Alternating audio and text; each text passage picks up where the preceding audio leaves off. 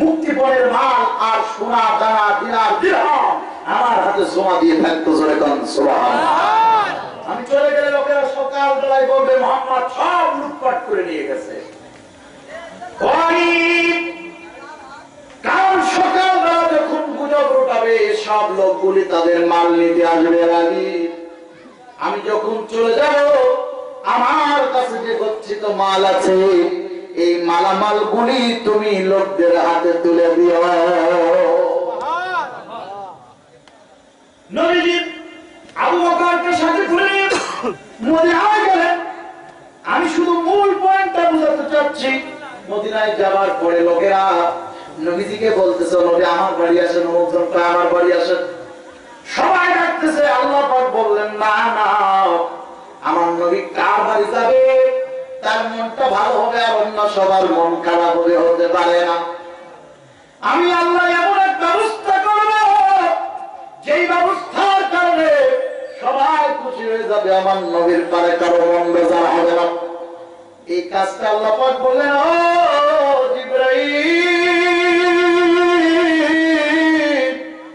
যাও নবীজিকে ডেকে বলো ও নবী আপনি কোন কথা বলেন না, কারো বাড়ি যাওয়ার কথা বলার দরকার নাই। আপনি একটা কৌশল কাটা বলেন আমার এই উট যার বাড়ির সামনে গিয়ে বসবে ওই ব্যক্তি আমার একজন বাড়িওয়ালা হয়ে যাবে। নবীকে নেওয়ার জন্য তো সবাই পাগল ছিল, জোরে কোন ঠিক কিনা? কিন্তু আল্লাহ কি করে দিলে একজন সাহাবীর বাড়ির সামনে বসার তৌফিক দিলেন। দোষ হলো না। জাকারিয়া আলাইহিস সালাম পেয়ে গেলেন হযরতে মারইয়ামকে। জোরে কোন সুবহানাল্লাহ। আল্লাহ পাক যাকে চান তাকে তার কাছে টেনে নেন। জোরে কোন সুবহানাল্লাহ। আল্লাহ পাক টেনে নেয় কি নেয় না? কি বলে নেয় কি নেয় না? এমন একজন মানুষ ছিলেন ইসলামে, আল্লাহ পাক তাকে টেনে নিয়েছেন, তিনি সব মানুষের ভিতরে সেরা পর্যায়ে হয়ে গেছেন। জোরে কোন সুবহানাল্লাহ। কিন্তু চেহারাটা ছিল হাড়ির পিছনের চেয়েও কালো। নামটা কি জানেন কি? হযরতে বেলাল। আমরা যারা কই বিল্লাল, তাই না?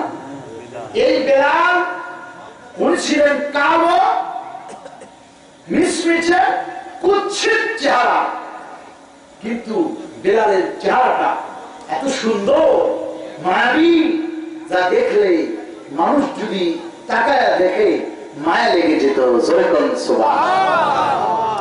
আচ্ছা বেলালের চেহারাটা কালো, নিগ্রোরা কালো, ঠিক না বেটি? বলেন তো মানুষ সুন্দর না আসমানের চন্দ্র সুন্দর? কথাটা বলিটা তো। একদিন বাদশাহ, আমি কিন্তু ওয়াজের যতই লাইন আর ডালপালা আমি মূল জায়গায় ফিরে যাব। একদিন বাদশাহ হারুন আর রশিদ তার স্ত্রী জুবাইদা বসে চন্দ্র মাসের 14 তারিখ, সেদিন তো আলোকিত হয়। জোরে কোন ঠিক না বেটি? স্ত্রী জুবাইদা বলছে স্বামী এত সুন্দর আলো চন্দ্রে, বলুন তো দেখি ওই চন্দ্র কি সুন্দর না মানুষ সুন্দর?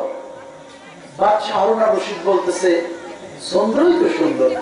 একদম বাদশাহ ভুল করে ফেলল। হারুন আর রশিদের স্ত্রী বলছে না না না না মানুষ সুন্দর। হারুন আর রশিদ বলে কি করে হয়? মানুষের কোন মানুষের চেহারার আলোতে দুনিয়া আলোকিত হয় না, একটা চন্দ্রের আলোতে দুনিয়া আলোকিত হয়ে যায়।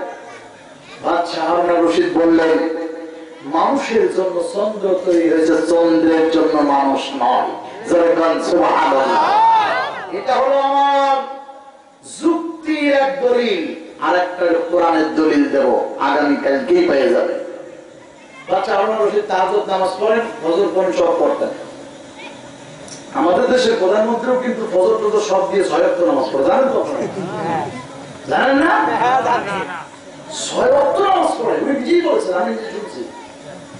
2012 সালে আমি প্রধানমন্ত্রীর হাত থেকে পুরস্কার পেলাম, আমাদের খুলনা বিভাগীয় শ্রেষ্ঠ ইমাম হলো।